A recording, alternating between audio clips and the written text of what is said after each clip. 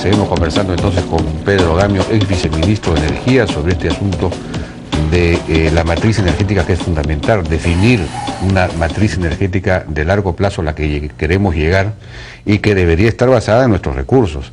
Nosotros tenemos principalmente agua, es decir, tenemos unas caídas. Se dice, según varias veces he leído, que el potencial hidroeléctrico del Perú son 60.000 megavatios. Casi 60.000. Casi 60.000. En este momento toda la red peruana son 5.000, ¿no es cierto? Pero hay un tema pendiente. Ese estimado fue hecho por la cooperación técnica alemana, por un estudio el año 79.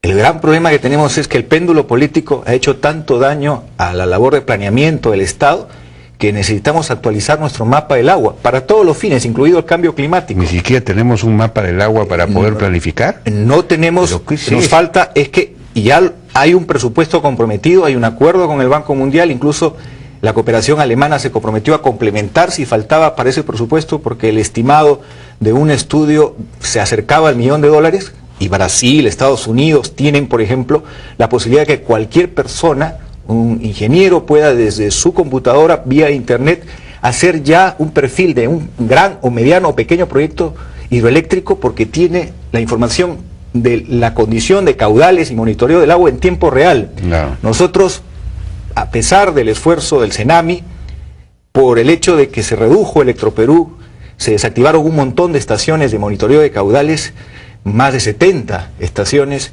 y eso ha hecho que el Perú pierda algo que es indispensable para cualquier economía: el poder de la información y el dominio del conocimiento de cómo está el comportamiento del agua. ¿No pasó al sector? En el país. Lamentablemente no se hizo. El compromiso ya está dado. Lo que falta es ejecutar la medida, es decir, ya existe unas fuentes de financiamiento, pero es importantísimo hacerlo junto con la preparación de una cartera de proyectos hidroeléctricos, porque ese es el otro problema. No tenemos proyectos nuevos en desarrollo. Sí, pues aquí se necesita... Todo lo hace el inversionista privado. Se necesita un plan, desde cero. en todo lo que es energía se necesita, pues, infraestructura en general, se necesita un plan muy claro, de ver hacia dónde vamos, cuáles son los cuellos de botella, por dónde tenemos que avanzar.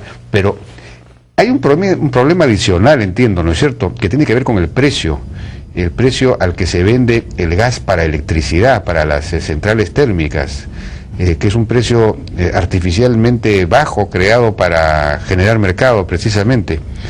Y eso, según he escuchado, vuelve no rentables las inversiones hidroeléctricas, por lo menos las pequeñas y medianas.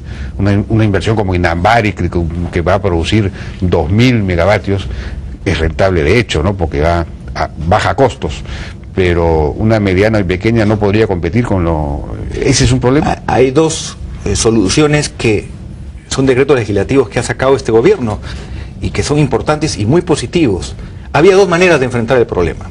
Uno es subir de manera general para todos los usos el gas natural, y con eso creaba condiciones para favorecer el desarrollo de hidroeléctricas. Y otra que se llama mecanismos de diferenciación, que hacen otros países, creando nichos o espacios de desarrollo, por ejemplo, de la hidroeléctrica.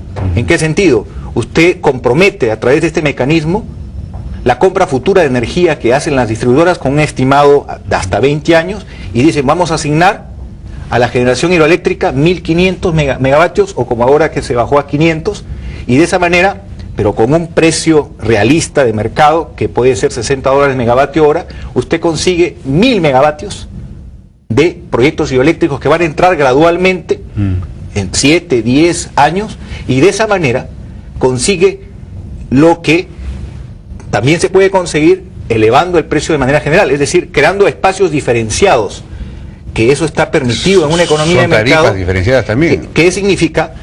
60, ¿cuánto compara con lo que...? Que usted le da un espacio considerando que hay diferencias fundamentales. No podemos hacer competir una hidro con una térmica, porque la hidro se recupera en un plazo largo.